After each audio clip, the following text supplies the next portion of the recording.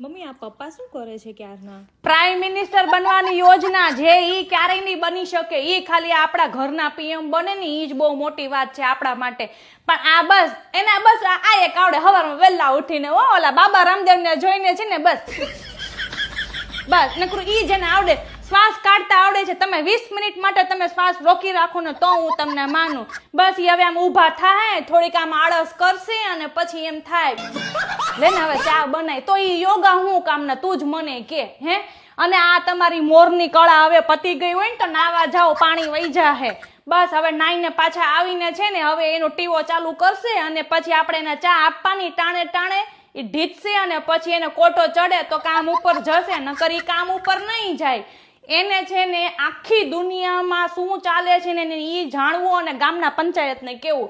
પણ એને આપણા ઘરમાં શું ચાલે છે ને એમાં તો એને રુચિ જ નથી. બસ